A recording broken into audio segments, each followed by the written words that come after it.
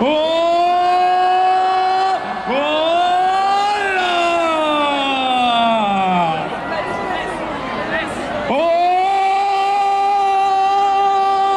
là! Et ça continue jusqu'au bout! Oh là! On ne lâche rien! Est-ce que vous êtes chaud pour vous battre contre ce projet de loi injuste? Est-ce que vous êtes prêts à défendre les droits des enfants? Alors, faites du bruit!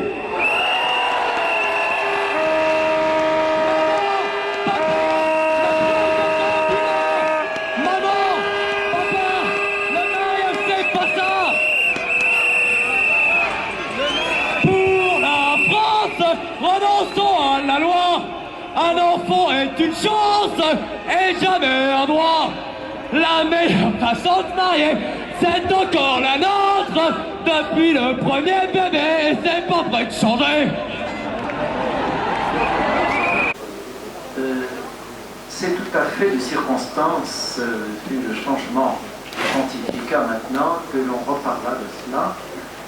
Et d'ailleurs, vous avez, Monsieur Lemann, vous avez intitulé votre causerie « Que dire en 2013 de cette prophétie attribuée à Saint Malachie ». Nous avons tous peut-être lu autrefois ou le livre de Joseph Maistre, de l'abbé Maistre, ou bien le livre plus connu de Raoul Auclair ou d'autres encore. Cela pose des problèmes et cela mérite que nous écoutions cette contribution. Nous vous remercions, Roger Lemann, d'avoir pensé à préparer cette question. Et je vois que nous serons aidés visuellement. Nous allons démentir le psalmiste. Oculos habemus et videmus. Nous avons des yeux et nous verrons.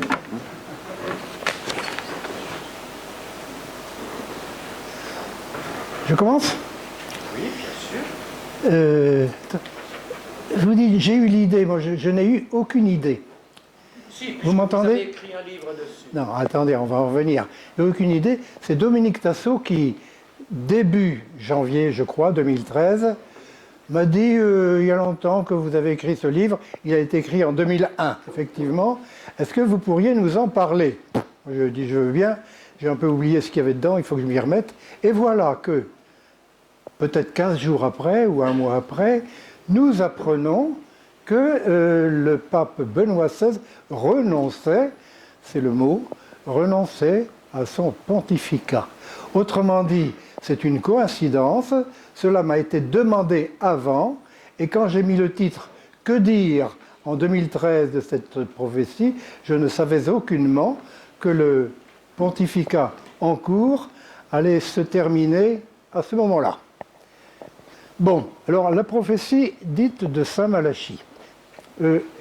J'ai écrit « dite de Saint Malachie », on va dire pourquoi, parce qu'on n'est pas certain que c'est Saint Malachie.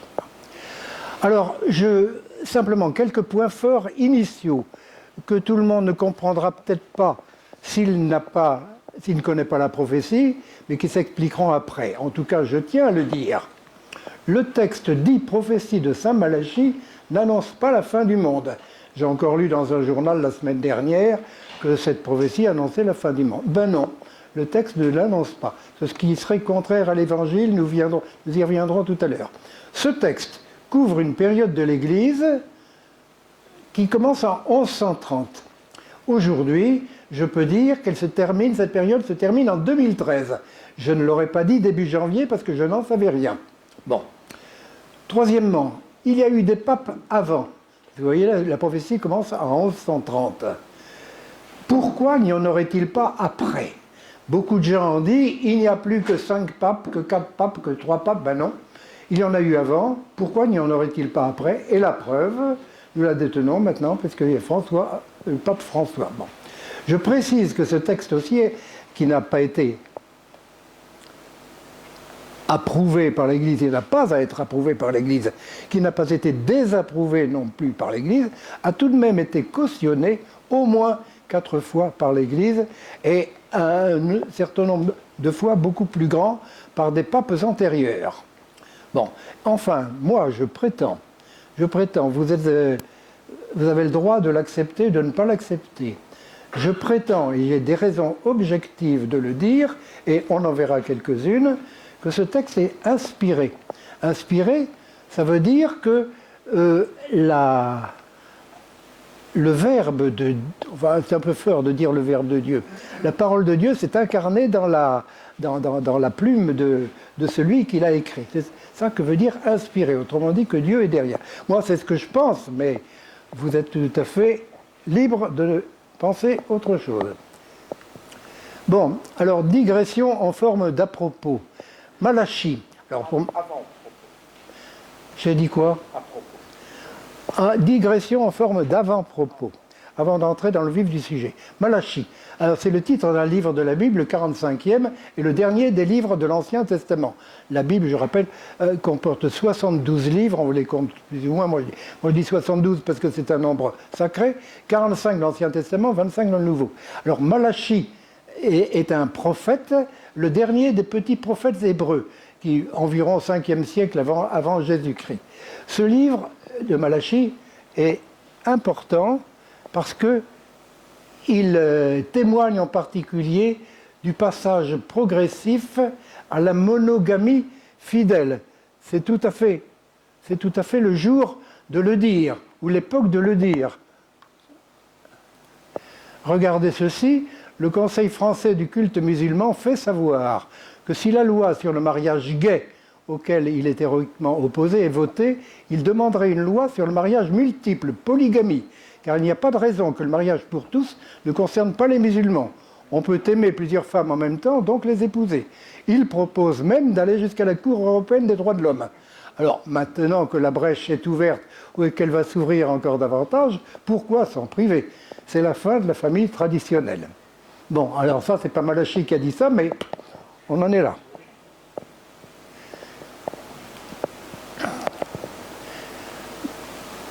Autre chose, un autre extrait du livre de Malachie. C'est ce qu'on appelle le jour de Yahvé. Vous reconnaissez le tétragramme, les 4 lettres, 4 consonnes, Yod, Et, Vav, Et, qui représentent le nom de Yahvé. On n'a pas le droit de prononcer Yahvé, on n'a pas le droit de l'écrire. Et le jour de Yahvé, c'est le jour où le juge viendra. Alors voici le texte de la Bible, ça c'est dans la Bible, dans le livre de Malachie, chapitre 3.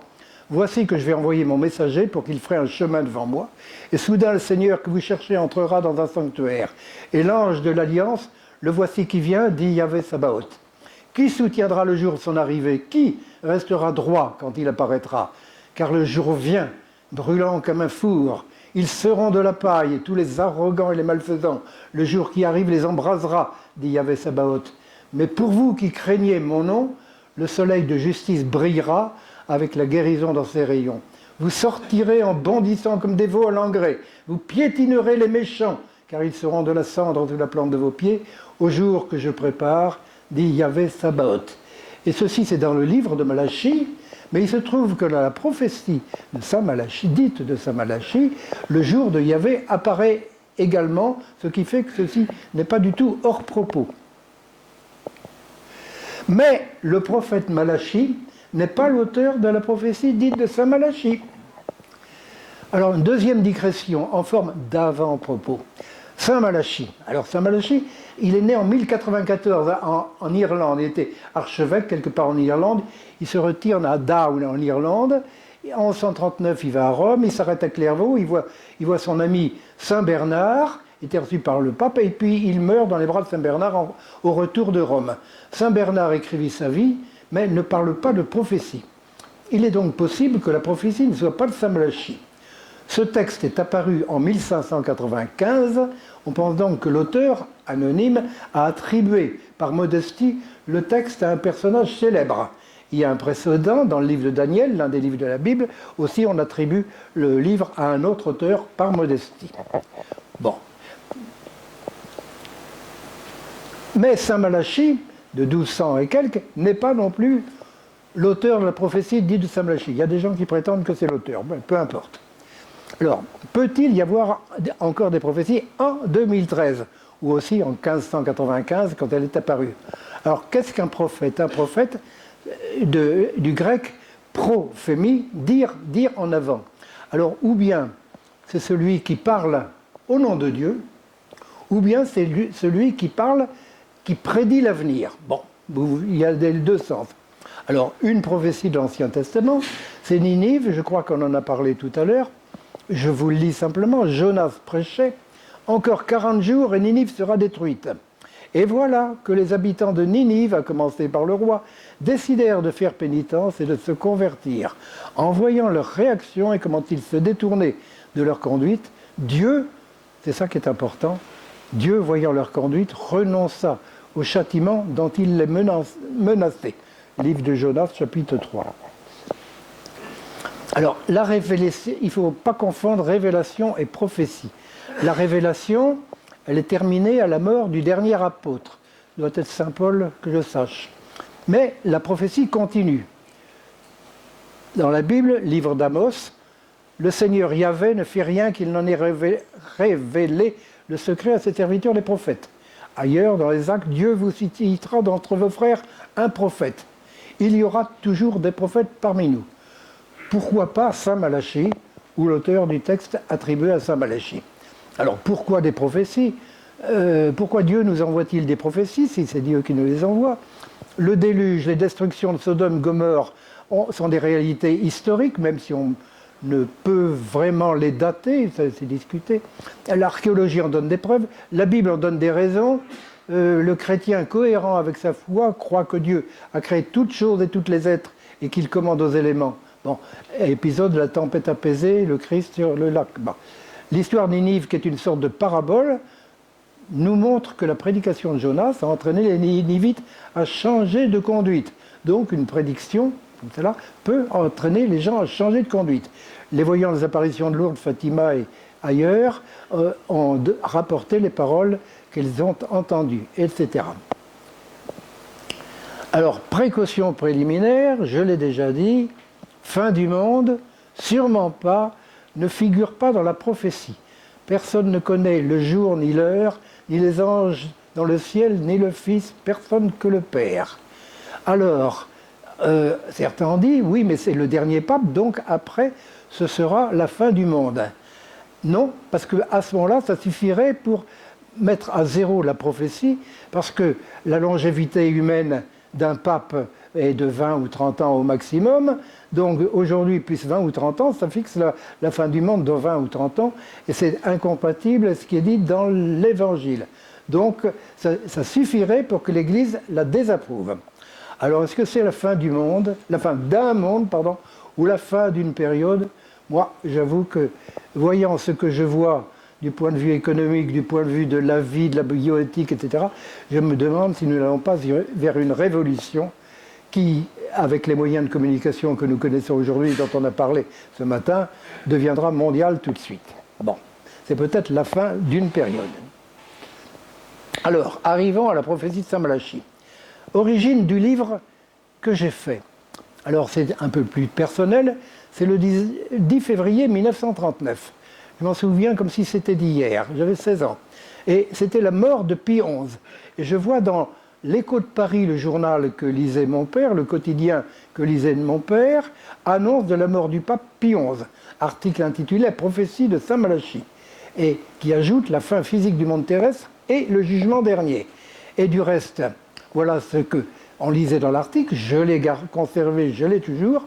Sa sainteté Pie XI a bien illustré par son ferme pontificat le brevet de fides intrépida, on va revenir tout à l'heure sur la foi intrépide, qui l'attendait au seuil de son élévation. Celui qui doit lui succéder sera la 106e devise de la prophétie, Pasteur Angelicus. 6 autres papes compléteront le cycle, etc.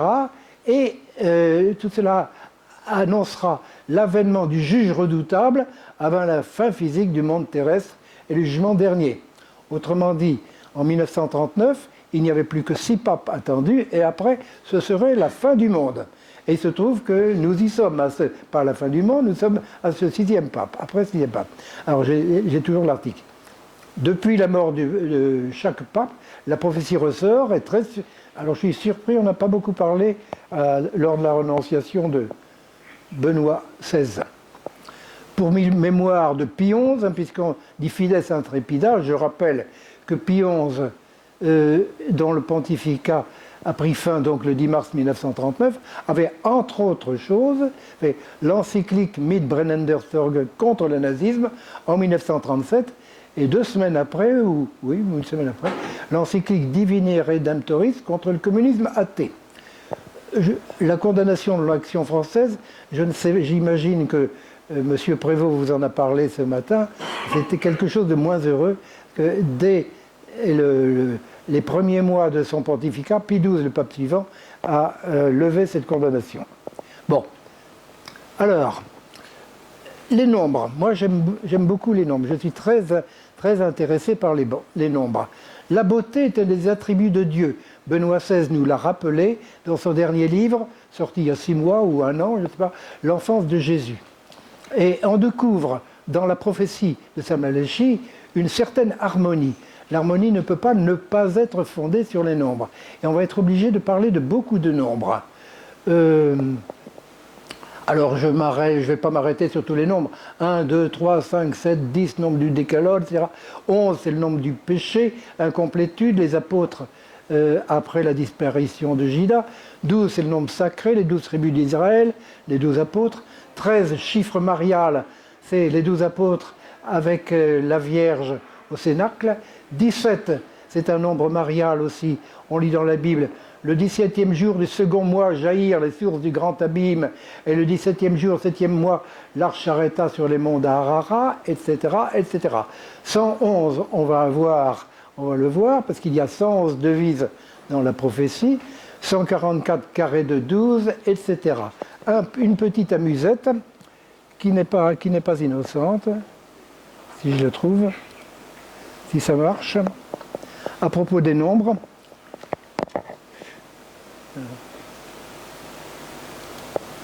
Voilà, si vous comptez les nombres de lettres de l'Ave Maria, et vous pouvez vérifier, c'est exact.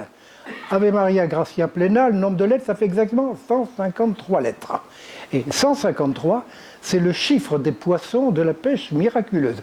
Comment se fait-il que Dieu, dans l'Évangile, ait voulu donner le nombre de poissons qui n'est pas un nombre si élevé?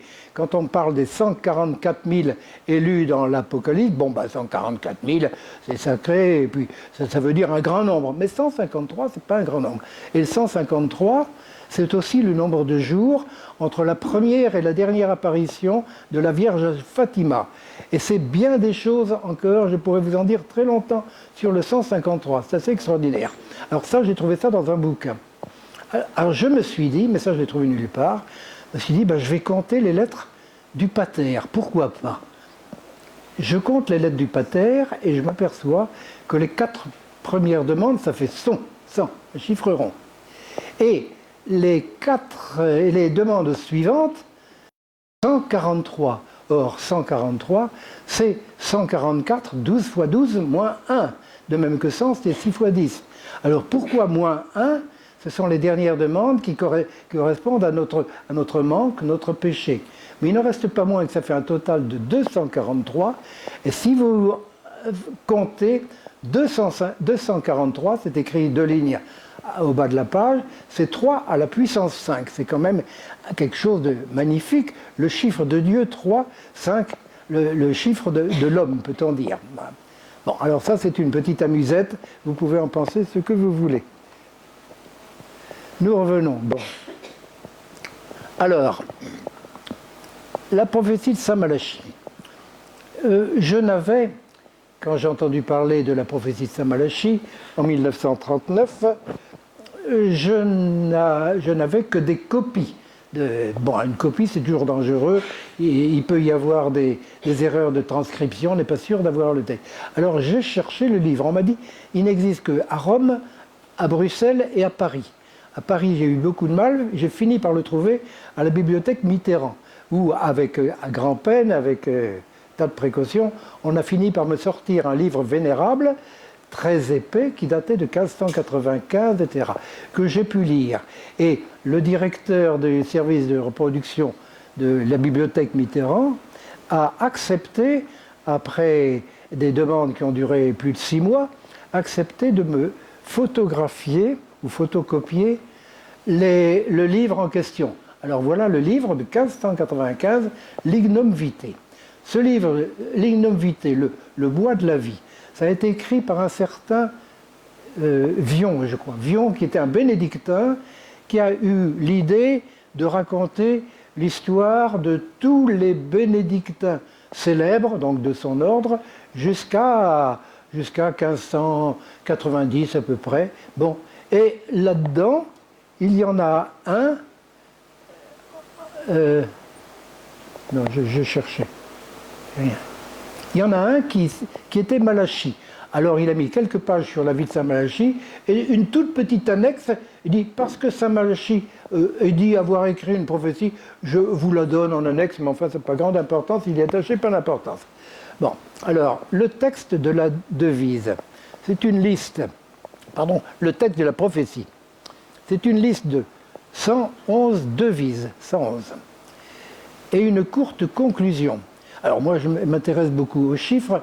111 devises, c'est paru en 11, la prophétie remonte en 1143, le Christ est mort en l'an 33, donc l'Église a commencé en l'an 33, et en 1143, elle avait exactement 1110 ans. 111 multiplié par 10, vous en ferez ce que vous voulez, mais c'est l'une des premières et très nombreuses coïncidences que l'on trouve dans ce texte. Alors 111 devises de 2, 3 ou 4 mots latins de signification sibylline, s'appliquant aux papes successifs à partir de Célestin II, 1143, 1144, qui portera le numéro 1. Et le dernier pape avant la publication, 1504, le livre a été publié en 1590, il date de 1595, sortie de l'imprimeur. Le dernier pape, c'est numéro 71, Saint Pie V.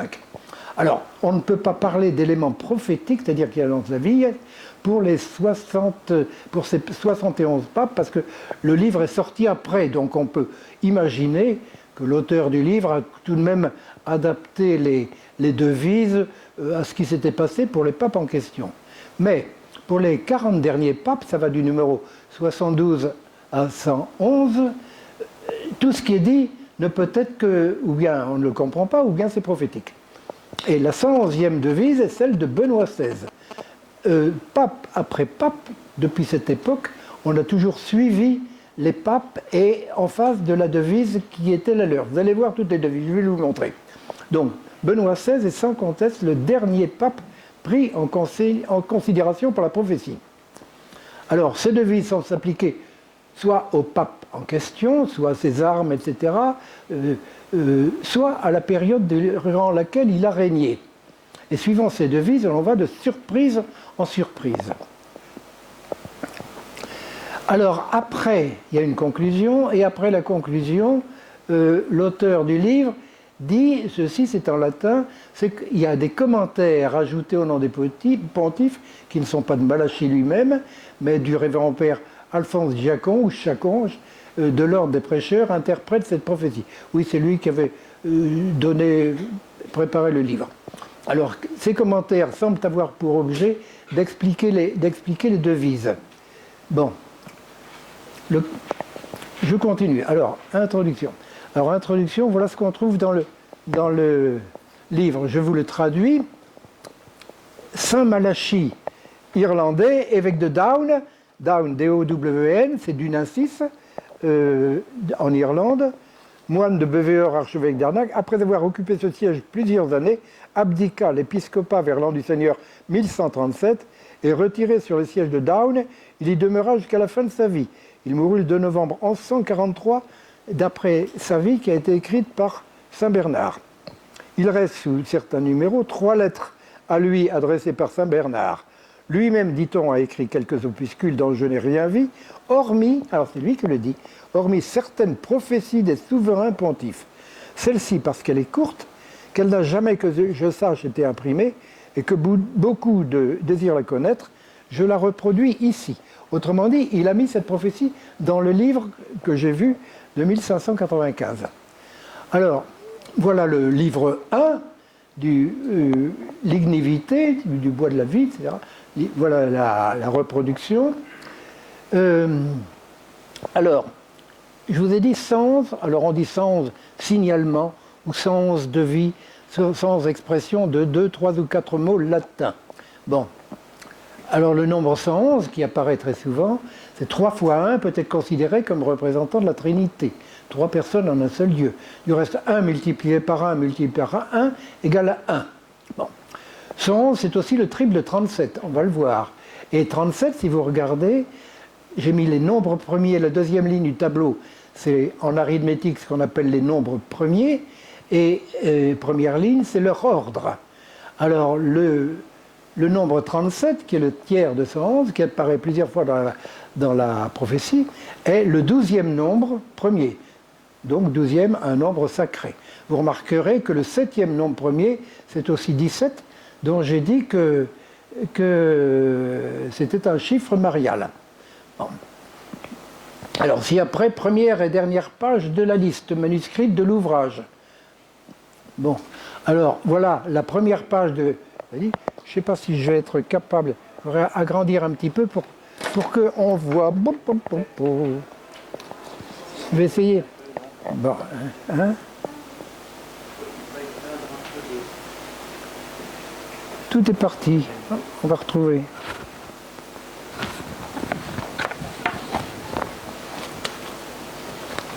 Voilà. Je vais essayer d'agrandir un peu pour qu'on voit si j'y arrive, je ne suis pas sûr.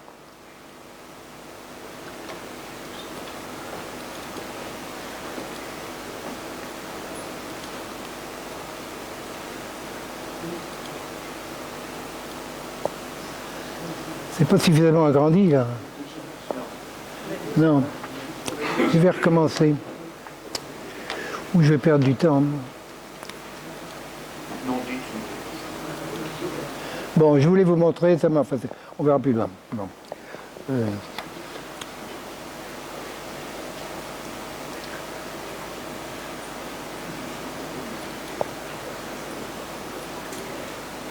Voilà. Bon, alors ça c'est... Si vous regardez bien, dans la colonne de droite, qui est la fin de la liste, parce que la liste commence continue, première colonne. Voilà. Ah, flûte. Comment ça se fait que ça bouge comme ça? C'est difficile, hein?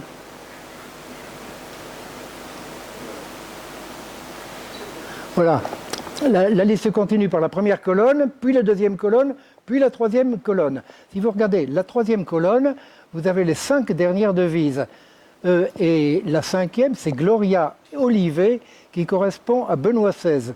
Juste avant, vous voyez d'élaborer Solis Jean-Paul II, et ensuite Solis Paul VI, etc. Bon, je continue. Alors, la liste des devises, elle est là. Vous l'avez dans le livre, on ne va pas la regarder en détail. Vous voyez que ça commence en haut au numéro 1. Ici, ça fait un premier tiers de 1 à 37. Ici, ça fait un deuxième tiers de 38 à 74. Et puis, dernier tiers de 75 à 111. Alors, vous voyez en bas Gloria Olivet, qui correspond à Benoît XVI, d'élaborer Solis à Jean-Paul II, etc. Autrement dit, depuis 1595, on a mis le nom du pape qui arrivait en face de la première devise à prendre. Et en 1939, on a dit il n'y en a plus que 6, et puis après il n'y en a plus que 5, il n'y en a plus que 4. Et maintenant est arrivé Benoît XVI qui est le dernier. Voilà. Alors, après la liste de devises, il y a une conclusion. Alors la conclusion, la voilà. On peut la lire telle qu'elle est. Alors, il y a écrit persécutionné. Bon, alors on a compris, persécutionné. Dans la persécution dernière, extrêma, SRE, la sainte romaine, Sancta Romana Ecclesia, la sainte église romaine, siège de la sainte église romaine, c'est un génitif, siégera Pierre le Romain, Petrus Romanus, qui paîtra ses brebis dans de nombreuses tribulations, lesquelles étant passées, la cité aux 7 collines, la ville aux 7 collines, sera détruite, diruetur. Et iudex tremendus, et le juge terrible, iudicabit populum suum, jugera son peuple. Voilà. Alors, iudex tremendus, vous trouvez ça dans 2 versets du Dies Irae qui se suivent. Bon. Et je continue. Ah oui, alors, P escutionné. Alors, on voit que dans le manuscrit, la hampe du P, de P sécutionné, est barrée. Alors, certains disent que ce P abrégé veut dire pro. D'autres disent que ça veut dire père. Si c'est pro, ça veut dire prosécutionné. Prosécutionné, ça veut dire ce qui vient après. Tandis que persécutionné, vous comprenez ce que ça veut dire. Mais de toute façon, quand on met prosecutio, ce qui vient après, ou persécution, il y a de toute façon le mot tribulation après. Les tribulations de la Sainte Église romaine catholique. Donc, ça veut dire que c'est des tribulations qui nous attendent, que nous devons attendre.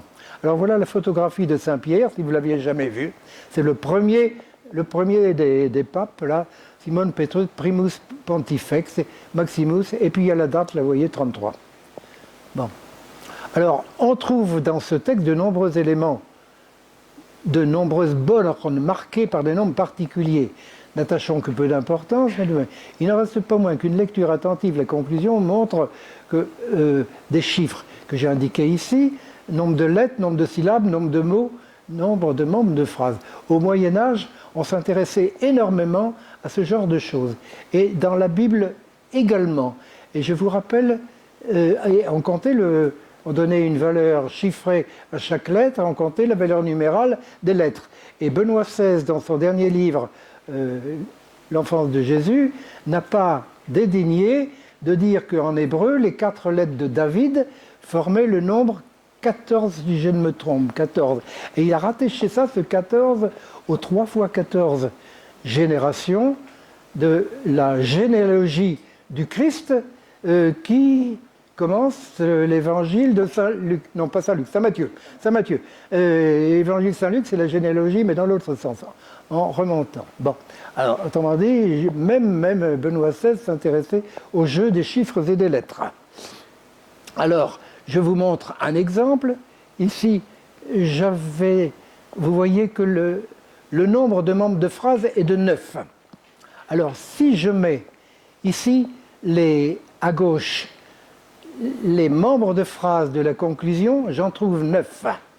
Et si je mets à droite les 9 dernières devises, vous voyez, ça se termine à Gloria Olive, les 9 dernières devises, on les met en face. Et on s'aperçoit cette harmonie qui existe partout. Si le texte vient de Dieu, il faut qu'il soit beau, il faut qu'il y ait une harmonie. Vous voyez, SA, ça veut dire substantif adjectif. Substantif, adjectif, etc. Et au milieu, 107, c'est substantif, substantif. Et après, en bas, substantif complément. Alors là, il y a quand même une symétrie dans ces 9 dernières devises. D'un autre côté, vous pouvez dire ignis sardins, le feu, ça correspond à la persécution. La religio de populata, c'est peut-être l'Église, c'est l'Église romaine. La fides intrepida, c'est Pierre le Romain, et ainsi de suite, jusqu'à la fin, où on peut trouver une correspondance entre la colonne des membres de phrase de la conclusion et les dernières devises. Alors, nous avions là 9 membres de phrase, au-dessus nous avons 26 mots. 26 mots. 26, c'est un nombre qu'on retrouve aussi en guématrie sur le nom de Yahvé, d'une certaine façon, mais je n'insiste pas. Alors, si vous mettez ces 26 mots, vous voyez, j'ai mis en 3 crans, de 1 à 9, de 10 à 17 et 26. Bon. Et avant, j'avais mis les 9 dernières devises. Ici, je mets à droite les 26 devises précédentes. Les précédentes. Après, ça va jusqu'à la fin. Alors, si vous regardez à droite, substantif, adjectif, substantif, complément, etc., on trouve encore là-dedans, dans ces 3 strophes, une grande symétrie. Autrement dit, c'est une sorte de poème avec non pas des rimes, mais un rythme qui est imposée dans ce poème. Bon, je n'en dis pas plus, chacun peut en penser ce qu'il veut. Alors, signification des devises. C'est ça qui a davantage marqué les gens. Alors, j'ai dit que n'étaient prises en compte que les 40 dernières devises, parce que les autres avaient pu être retouchées. Alors, la première des 40, c'est celle de Grégoire XIII, Medium Corpus Pilarum. Je ne dis pas trop ce que ça veut dire, c'est un peu compliqué. Mais entre médium et axis, on peut penser que c'est le milieu de la prophétie. Effectivement, c'est exactement le milieu de la prophétie. Après, il y a un pape Derore Shelley qui a été pape de 1590 à 1590, quelques mois. Alors, c'est la rosée du ciel, peut-on penser. Et Rose, elle a vécu ce que vivent les roses l'espace d'un matin. Vous pouvez faire ce rapprochement, Roretti. Lilium et Rosa, c'était le pape Urbain VIII, pape du temps de Louis XIII.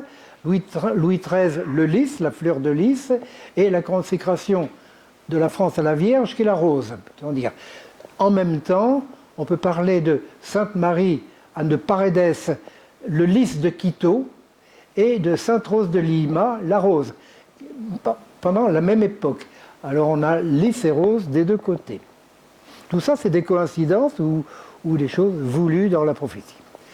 Je continue. Ursus Velox, je n'ai pas beaucoup le temps d'en parler, on parle beaucoup d'Ursus. L'Ursus, c'est la bête monstrueuse qu'on trouve dans le livre de Daniel, et on peut penser à l'URSS après ici. Ici, ça annonce l'encyclopédie, autrement dit, c'est ça. Peregrinus et Apostolicus. Alors ça, c'est intéressant, c'est le pape Pie VI. Le pape ne quittait pas le Vatican. C'est les troupes françaises qui l'ont arraché, de la Révolution française, qui l'ont arraché au Vatican, et il a été promené d'exil en exil. Donc, il était bien peregrinus, voyageur, pèlerin. Apostolicus, ça veut dire qu'il descend des apôtres, donc c'est bien le pape. On dit ceci s'applique particulièrement à Pie VI. Et le pape suivant, c'était Pie VII, Aquila Rapax. Je pense que tout le monde a compris que l'aigle ravisseur, ça ne s'applique pas au pape, mais ça s'applique à la période dans laquelle il a vécu, quand Napoléon est venu le chercher pour se faire couronner par lui à Notre-Dame de Paris. Aquila Rapax. Canis Colubert, on peut en dire beaucoup, mais je n'ai pas le temps. Et on continue.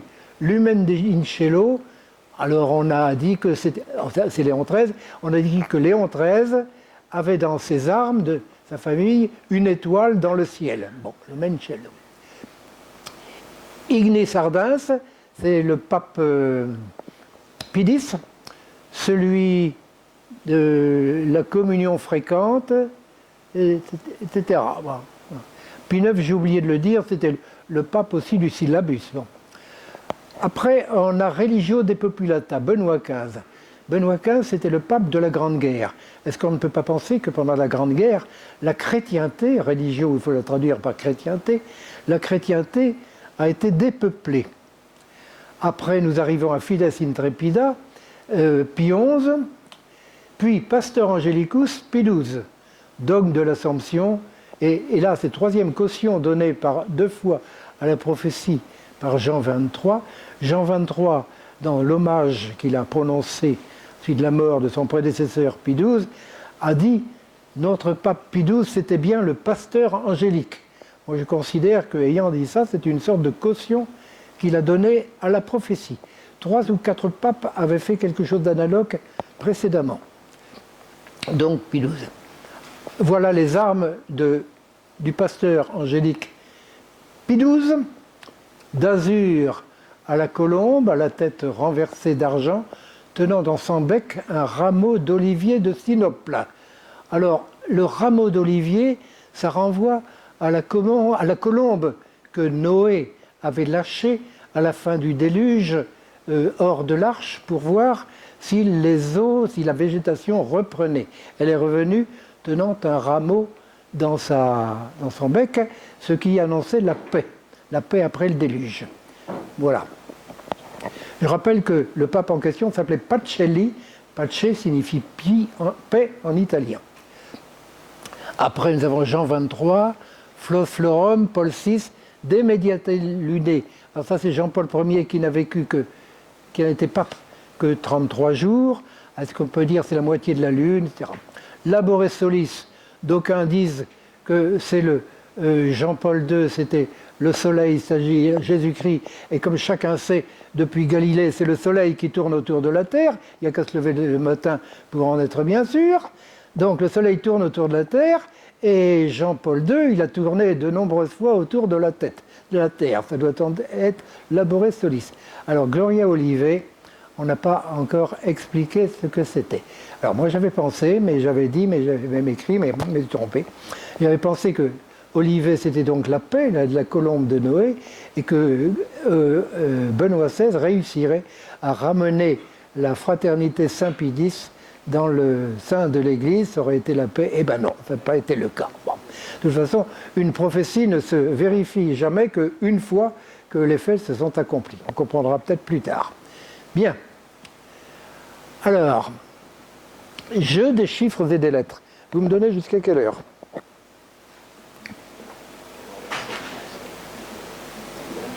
Hein? Petite demi-heure. D'accord, ça va. Bon. Jeu des chiffres et des lettres. Oui, alors je vous ai déjà dit, Benoît XVI, ah oui, c'est ça, je l'avais dit par avance, il a appris le nom de David, 14, c'est Dalet, Vav, Dalet, c'est les 4 lettres, quand on commence Aleph égale à 1, et on continue jusqu'à Dalet égale à Aleph, Bet, Get, Dalet, etc. En 4, 6, 4, 14, ce qui lui permet de rapporter ça aux 3 groupes de 14 générations. Saint Augustin s'est énormément intéressé aux arcanes des nombres.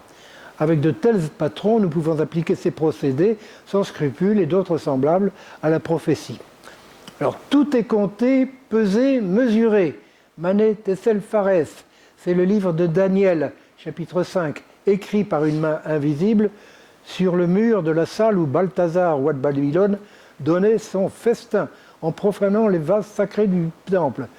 Tout est compté, donc, alors moi j'ai le droit de compter dans la prophétie. Tout a été réglé par Dieu avec nombre, poids et mesure. C'est dans le livre de la sagesse. Seigneur, apprends-nous à compter nos jours, afin que nous exercions nos cœurs à la sagesse. Psaume 89. Nous allons voir tout à l'heure que l'Église a compté les jours. Alors, précision, un petit mot, la frange. La frange, c'est ce qu'on appelle dans ce genre de calcul la petite variation qui peut exister par rapport aux chiffres exacts, qui sont l'homme est trop rationnel, il veut des chiffres exacts. Non, il peut y avoir un peu de liberté donnée à l'homme de s'exprimer. Exemple, on a dit une année, c'est 360 jours. On sait bien que c'est 365, mais 360, c'est un nombre, un beau nombre, 30 fois 12, etc. Alors, autre exemple, dans le livre des nombres, c'est le 3e ou 4e livre de la Bible, chapitre 11, Yahvé demande à Moïse de rassembler 70 anciens. 70, encore un nombre sacré. Ce qu'il fait. Puis il envoie 2 sages qui étaient restés dans le camp se joindre aux autres, ce qui porte le nombre à 72, bien que Yahvé n'en avait demandé que 70. Et les 2 de plus sont acceptés. Ainsi, une sorte de familiarité dans la Bible entre 70, nombre sacré 7 fois 10, et 72, 6 fois 12, nombre sacré aussi. Alors, cet exemple-là, je l'ai trouvé dans le livre du Père Danielou, cardinal Danielou, Père Danielou qui m'a marié à Saint-Séverin il y a de nombreuses décennies, et donc c'est sur le mystère de l'histoire. Et c'est sur le mystère de l'histoire, oui, il dit ça. Alors moi, ça m'avait plu, je l'avais noté à ce moment-là. Et quand j'ai fait le livre, je l'ai ressorti. Autre chose, la Septante. Vous savez, la Septante, c'est la traduction des 5 premiers livres de la Bible qui auraient été réalisés à Alexandrie vers 270 avant Jésus-Christ. Les Égyptiens qui parlaient grec, c'était la langue véhiculaire de l'époque, avaient demandé aux savants juifs de traduire en grec leur 5 premiers livres, la Torah, la loi. Et ils avaient demandé, alors ils avaient choisi 6 rabbins, ou 6 savants, disons savants, pas rabbins, 6 savants, des 12 tribus d'Israël, au total 72. Mais Flavius Joseph et certains pères parlent de 70. D'où la traduction des Septuaginta, des Septante, abrégé en la Septante, indiqué par le sigle 70 LXX, chiffre romain. De plus, la légende dit qu'ils ont fait leur travail en 70 ou 72 jours, où la légende dit qu'ils ont été enfermés chacun dans une pièce séparée comme dans un conclave, et quand ils ont terminé, ils ont regardé, ils sont aperçus que les 70 ou les 72 textes étaient identiques au mot près. Bon, je veux bien. Ça, ce n'est pas de foi. Alors, la prophétie Saint Malachie est extrêmement proche du calendrier. Je suis obligé de vous parler du calendrier. Alors, le calendrier, autrefois, avant Jules César, les années avaient des longueurs très variables au gré des consuls qui les abrégeaient ou qui les allongeaient pour augmenter les intérêts ou pour éviter de payer à certaines dates, etc. C'était le grand désordre. Jules César, quand il est arrivé, il a dit ça suffit, il faut mettre de l'ordre là-dedans. Il a fait appel à un savant grec, Sosygène, et on avait calculé à ce moment-là que la durée de l'année, c'était pas 365, mais c'était 365 jours, un quart.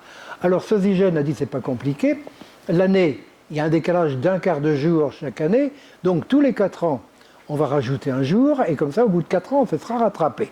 Et ça a fait l'année julienne, c'est le calendrier julien, qui fait que les années dans le nombre est multiple de 4 sont bissextiles. Alors, ce jour de plus, il fallait l'ajouter à un certain jour. Quel jour? On a dit, le mois de février est déjà un mois néfaste, tant pis, on va le coller au mois de février. Mais pas le dernier jour, on va le faire le 6e jour avant la fin, c'est-à-dire le 6e jour avant les Ides de mars. Les Ides, c'est le premier jour. Donc, c'était le Sextus Dies Ante Idas, on dit Idas Martias, je pense, Sextus. Alors on a fait un deuxième, ça fait le 2e 6e jour. Alors c'était le bis Sextus Ante Idas Martias. C'était le bis Sextus, c'est notre bissextile et c'est resté jusque-là. Bon, alors de plus, pour rattraper le retard, parce que l'année avait beaucoup bougé par rapport aux saisons, il y a eu une seule année qu'on appelait l'année de confusion, qui a duré 450 jours. Voilà. Et puis on est reparti avec le calendrier julien. Mais l'année, ça n'était pas 365 jours, mais 364,2422. Ce qui fait qu'on se décalait par rapport aux saisons peu à peu, et puis pas qu'arriver à tomber au moment où il ne fallait pas. Alors, il n'y avait qu'un organisme international à l'époque qui pouvait décider, c'était la papauté. Donc on a dit au pape, il faut faire quelque chose. Et pendant 300 ans, on a demandé au pape de faire quelque chose, il ne savait pas trop. Puis finalement, c'est Grégoire XIII qui a dit, aidé par, j'ai oublié le nom, Scaligère, un astronome, qui a dit, ben voilà ce qu'on va faire. Alors vous avez la petite addition-soustraction qui est là. 365 jours. On ajoute 0,25 jours. Ça, c'est l'année bissextile de Jules César. Et puis, on va sortir 1/100e de jour, je vais vous dire comment, et on va ajouter 25 10 millièmes de jour. Ce qui fait que de cette façon-là, on arrive à une année qui actuellement dure 365, 24, 25. Alors, le 0,25, c'est-à-dire un quart de 1, est le jour supplémentaire tous les 4 ans, Jules César. Le 0,01 est un jour de moins tous les 100 ans, c'est-à-dire que les années 1700, 1800, 1900, bien que multiples de 4, n'étaient pas bissextiles, mais tout de même, les années dont les 2 premiers chiffres du millésime sont divisés par 4 le seront. Ça fait le 0,0025, un jour de plus tous les 400 ans.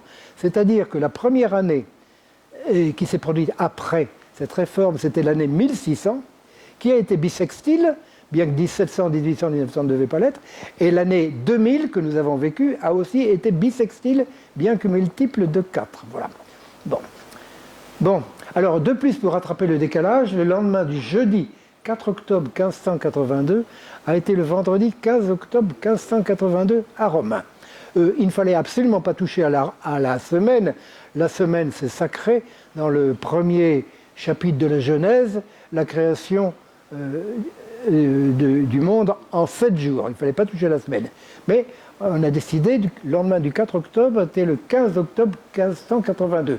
Et moi, tout enfant, j'avais été très étonné, je l'avais repéré, ça m'avait amusé, de voir dans mon... Enfin, enfant, non, j'avais 14 ans à peu près, dans mon Don Lefebvre, à la fête du 15 octobre, Sainte Thérèse d'Avila, note en bas, Sainte Thérèse d'Avila est morte dans la nuit du 4 au 15 octobre 1582. Ça m'avait frappé, je l'avais toujours... Ça, je n'avais pas compris. Il devait y avoir une petite explication à côté, je pense. Là. Bon, c'est ça, Sainte Thérèse d'Avila. Alors maintenant, il y a des gens qui disent, oui, mais Cervantes, il est mort le jour de la naissance de Shakespeare, ou l'inverse, je ne sais plus très bien. Eh bien non, pas du tout. Si vous regardez dans un dictionnaire, vous verrez que c'est effectivement le même jour. Seulement Cervantes, c'était en Espagne, qui était un pays latin, qui avait appliqué tout de suite la réforme de Grégoire XIII, tandis que Shakespeare, c'était dans un pays protestant, qui n'a été obligé de l'appliquer, il n'a voulu l'appliquer que, je ne sais pas, 50 ou 100 ans après.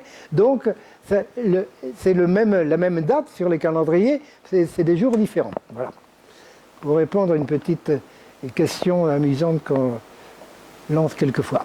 Alors, le pape Grégoire XIII, celui de la réforme du calendrier, celui qui a donné son nom au calendrier qui est le nôtre, qui est le calendrier grégorien. C'est le pape de la devise 72, la première du lot des 40, reconnue comme certainement non retouchée. Alors voilà Grégoire XIII. Là, je vous montre un calendrier. C'est le calendrier de 2013 que m'a donné le facteur 2013. Ça va vous étonner que je vous montre ce calendrier. Alors si vous regardez en bas à gauche, c'est le mois de février. Et comme le mois de février n'a que 28 jours, il y a un peu de place en bas, ce qui fait qu'en bas, on a mis quelques indications que vous voyez peut-être. Alors ces indications, les voilà.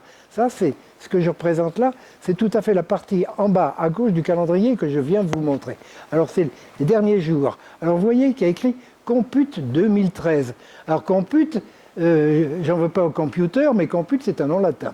Et les computers, c'est un nom latin. C'est le compute ecclésiastique, là de l'année 2013.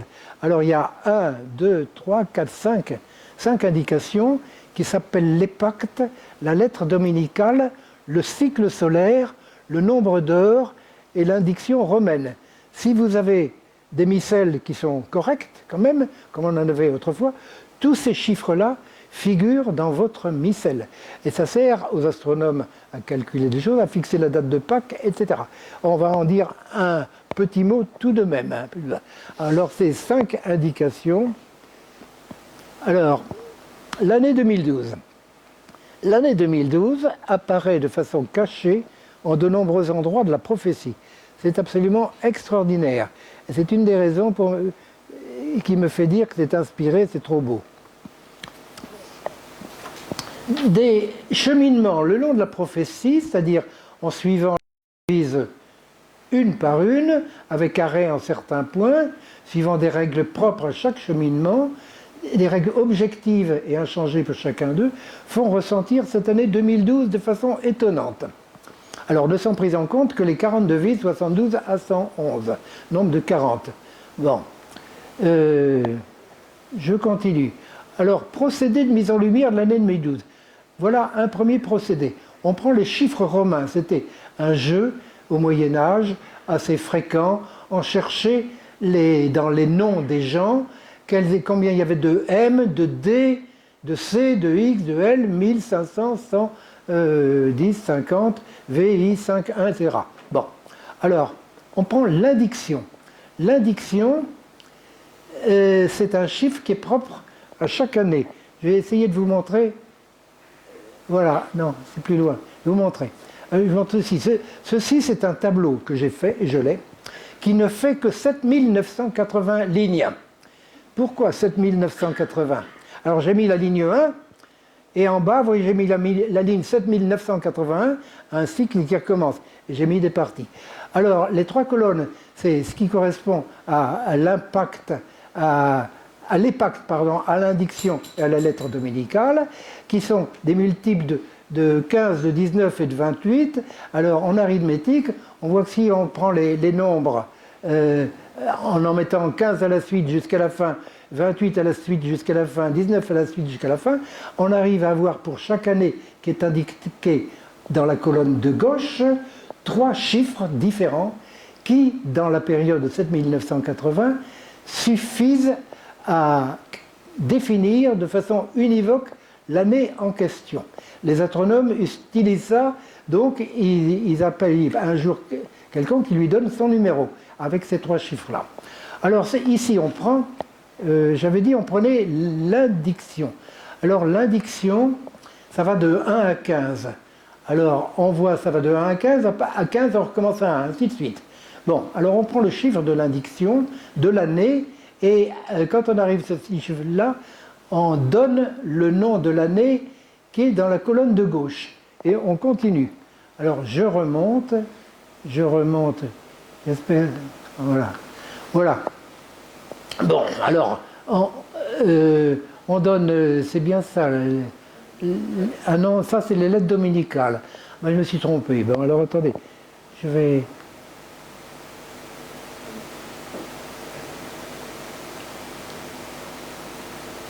Bon, alors je reviens.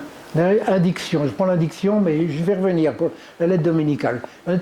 L'indiction. L'indiction est inférieure à 15.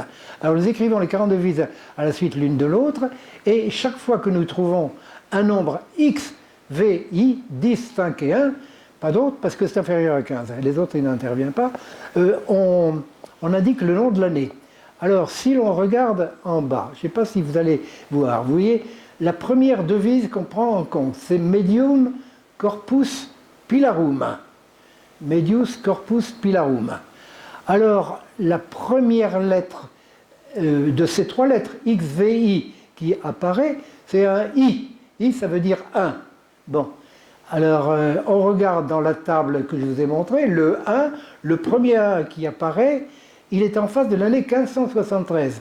Alors, on écrit 1573, puisque c'est la première à partir de 1572. Ensuite, on trouve le U de médium. U et V, vous savez, c'est la même chose. Hein. Alors, 5, c'est 5. Et on cherche, et on arrive à l'année 1577. Et ainsi de suite, on continue comme ça. Et j'ai mis les 2 premières devises au début, et les 2 dernières, les 2 dernières lignes, Gloria Olive et oui, Gloria Olive, etc., d'Elaboré Solis, en bas. Et vous voyez qu'à la fin, la dernière lettre à laquelle on arrive, quand on a suivi très attentivement ce cheminement, on s'arrête à l'année 2012. Autrement dit, ce procédé qui est tout à fait particulier permet, en suivant toutes les devises, avec cette règle qui est inchangée d'un bout à l'autre des 11 devises, on arrive à l'année 2012. Bon, c'est un premier moyen. Je remonte. Je vais aller aux lettres dominicales.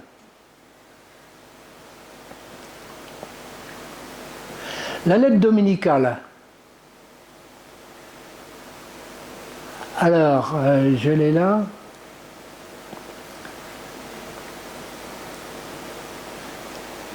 Bon, je voulais expliquer ce que c'est que la lettre.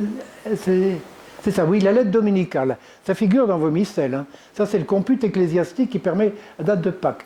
Alors, les lettres dominicales correspondent c'est les 7 premières lettres de l'alphabet, A, B, C, D, E, F, G, qui correspondent aux 7 jours de l'année. Le jour du 1er janvier d'une année déterminée est A. Oui, 1er janvier, A. On suit la semaine jusqu'au dimanche suivant, B, C, D, E, etc. Et on arrive et on donne à l'année en question la lettre du jour de cette année. Année 2013, par exemple, le 1er janvier est un mardi, donc mardi, A, B, C, D, E, mercredi, jeudi, vendredi, samedi, et on arrive au dimanche qui est F. Alors on écrira dans les tables, et sur le carton que m'a donné le facteur, lettre dominicale de l'année 2013, F, etc. Bon, et comme 365 est multiple de 7 plus 1, chaque année, l'année dominicale rétrograde d'un cran. Ce qui fait que l'année prochaine, ce sera un nœud, et ainsi de suite. Pour les lettres les années bissextiles, on décale de 2 rangs. Bon. Alors, la façon de compter, on lit les 111 devises, encore, l'une après l'autre. Et chaque fois que l'on rencontre l'une des 7 lettres dominicales, A, B, C, D, E, F, G, pas d'autres, on note le nom de l'année dans une table que j'espère vous montrer. Voilà, ça c'est la table des lettres dominicales. Vous avez les années et les premiers chiffres haut, 1600, 1700, 1800, 1900, et les 2 derniers chiffres à gauche.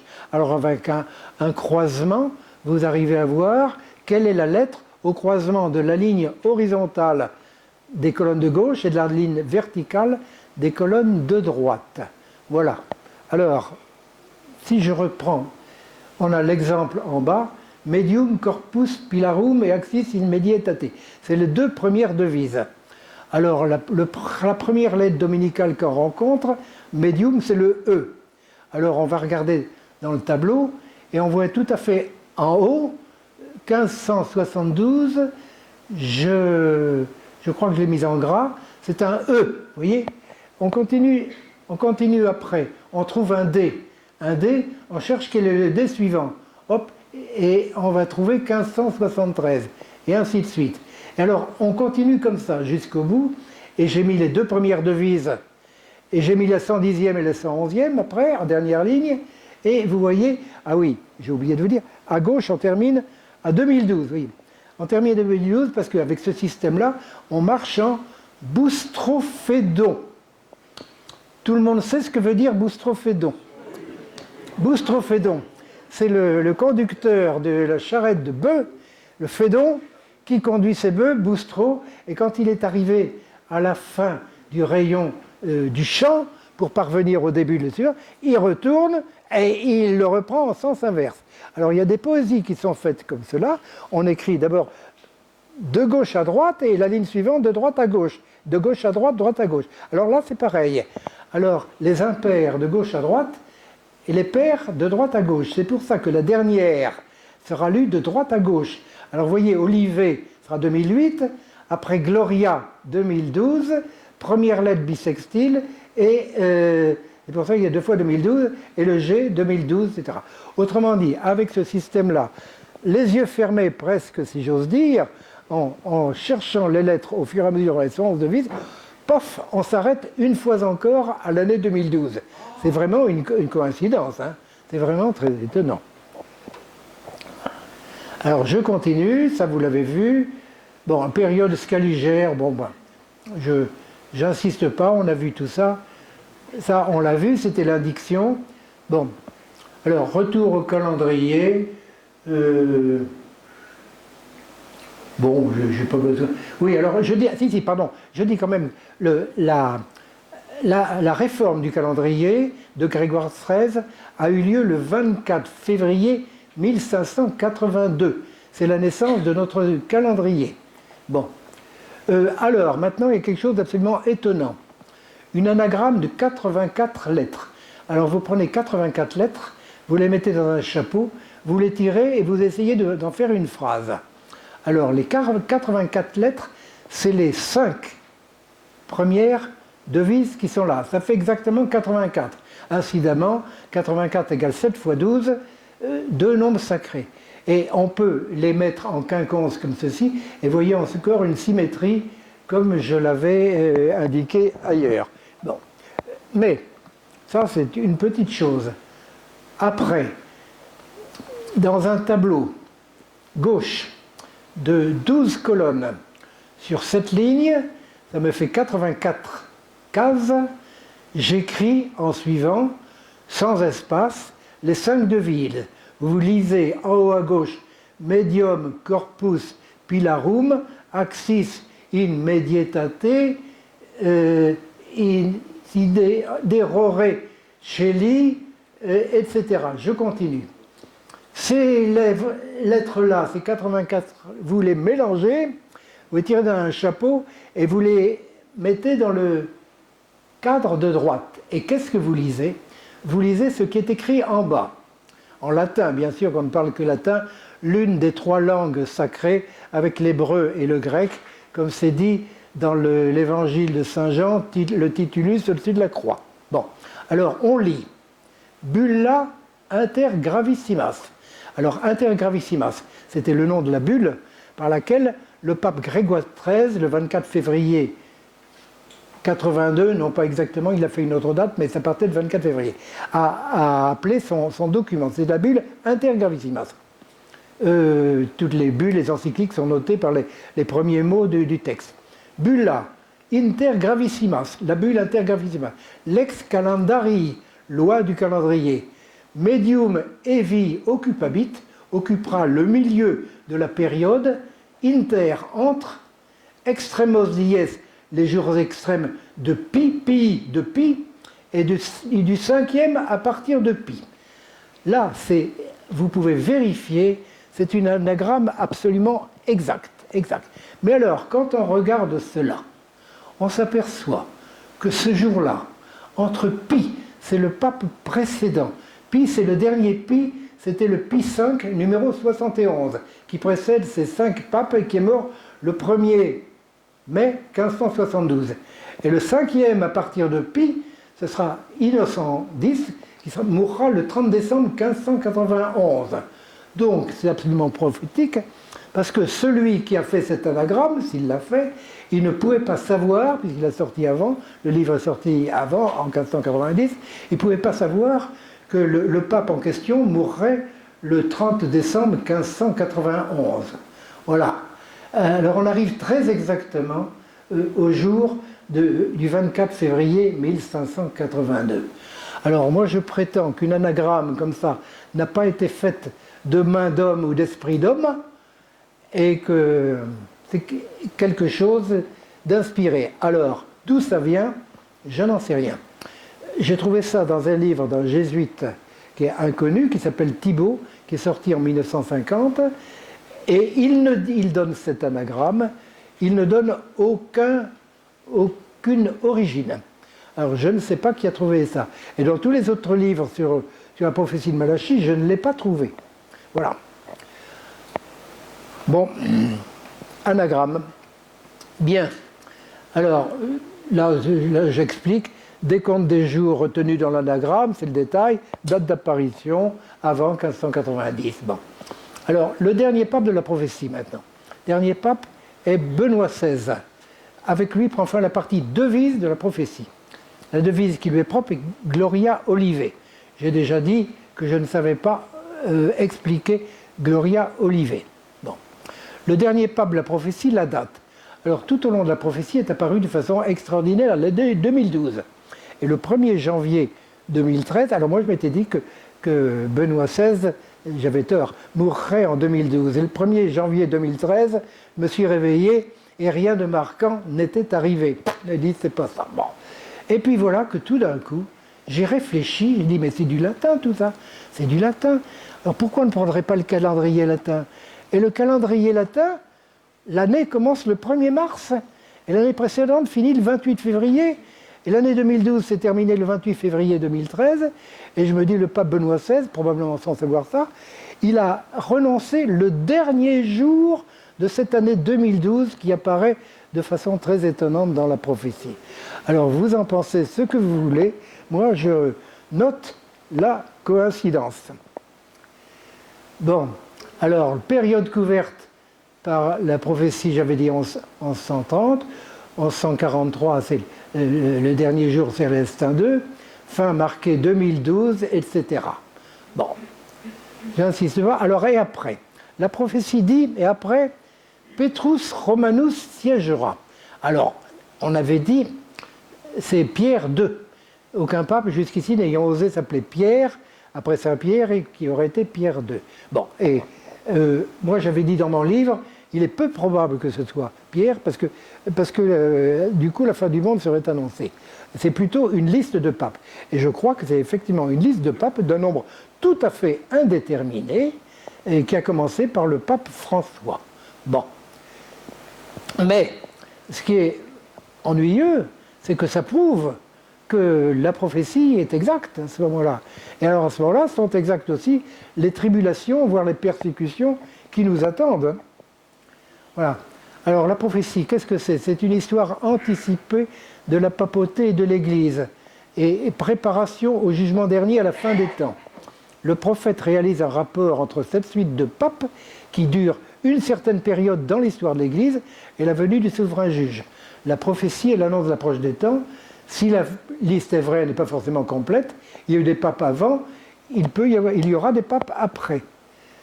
Si le texte Malachi a vraiment une valeur prophétique, nous ne pouvons oublier les derniers mots. Sedebit Petrus Romanus, Pierre Romain siégera, qui pètera ses brebis dans de nombreuses tribulations. Et peut-être devons-nous attendre des tribulations, etc. C'est peut-être dans les vues de Dieu, la raison d'être de la prophétie est peut-être d'avertir les hommes, leur demander de se convertir. Et je reviens au texte que je lisais au début, encore 40 jours et Ninive sera détruite. C'est ce qu'on nous dit, les tribulations vont arriver. Et voilà que les habitants de Ninive, et pourquoi pas nous, à commencer par le roi, ça c'est un peu difficile, décidèrent de faire pénitence et de se convertir. Et voyant leur réaction, comment ils s'étaient détournés de leur conduite, Dieu renonça au châtiment dont il les menaçait. Alors, nous convertir, car si Sodome fut détruite, nous savons que Ninive ne le fut pas. Qui sait si Dieu ne se ravisera pas? Voilà, dernier jour de la période couverte par l'oracle, 28 février 2012, on a dit « La foudre est tombée sur le Vatican ». Vous en avez l'image là. Alors moi je dis tomber sur le Vatican, oui, mais ce n'est pas forcément quelque chose de très grave. Au contraire, je vois comme l'éclair part de l'Orient et apparaît à l'Occident, ainsi en sera-t-il de l'avènement du Fils de l'homme. Ça c'est quelque chose à quoi j'ai pensé hier soir. L'éclair qui part de l'Orient à l'Occident. Voilà.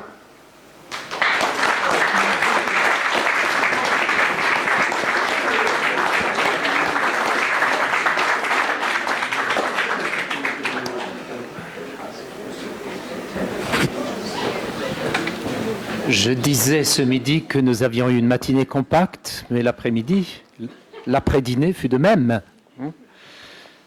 Merci Roger Lemann pour cette étourdissante conférence. Bien sûr, nous sortons un peu étourdis de tout ce que vous avez lancé sans tirer de conclusions hâtives, en nous proposant certaines choses.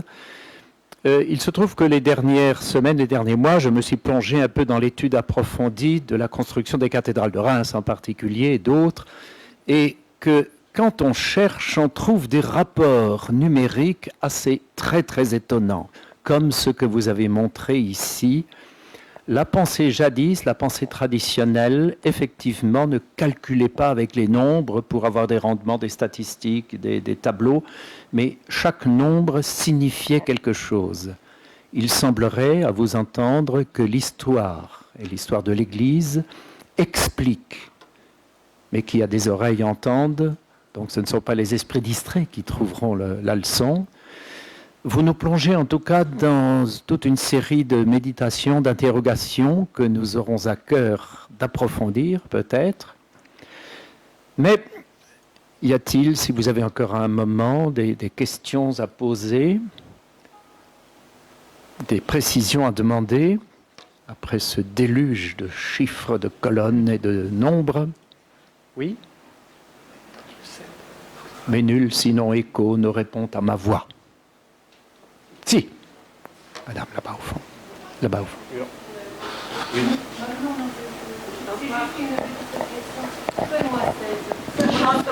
Comment?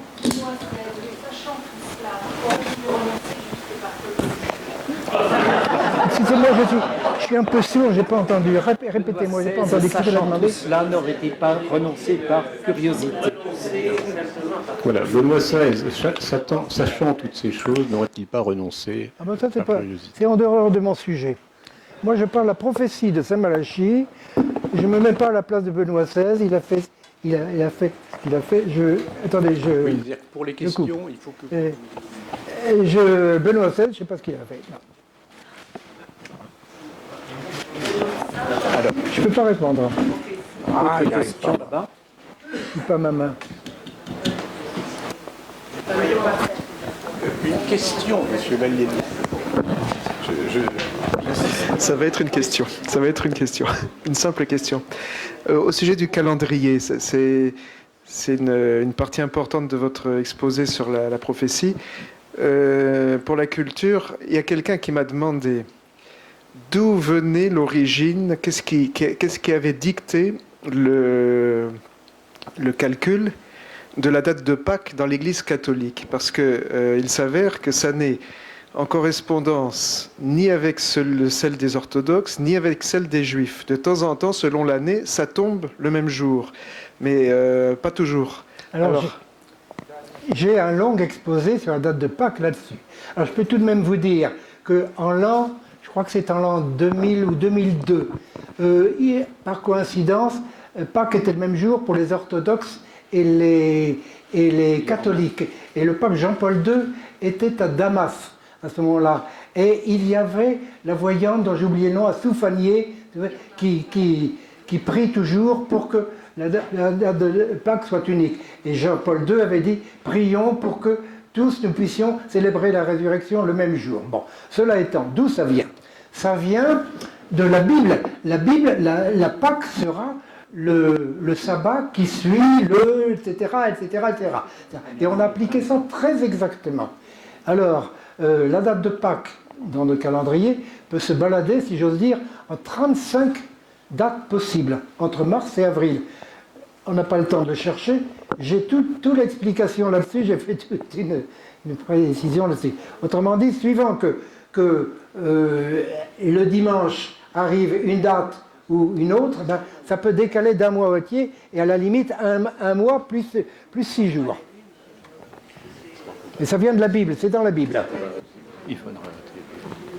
Le calendrier orthodoxe en est resté au calendrier julien, me semble-t-il. Ben, ils n'ont pas voulu du calendrier grégorien. Donc, la révolution russe est le 6 novembre ou une autre date, suivant qu'ils prennent l'un ou l'autre calendrier. Bon, écoutez, il nous faut arrêter quand même parce que nous avons dépassé le calendrier horaire qui était prévu. Nous remercions encore bien vivement notre conférencier. Je voudrais aussi en votre nom remercier Dominique parce que vous savez, des journées comme celle-ci, ça ne s'improvise pas, ça demande des semaines et des mois de travail et d'imagination.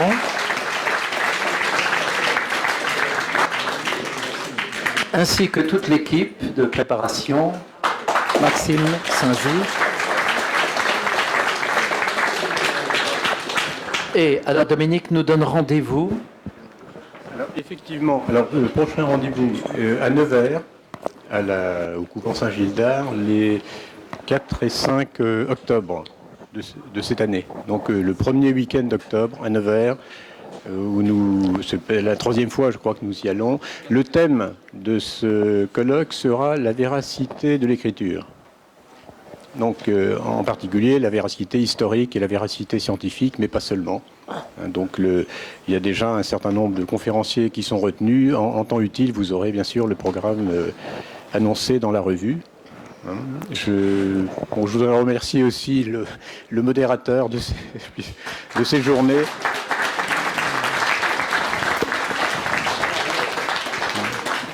Qui fait son travail.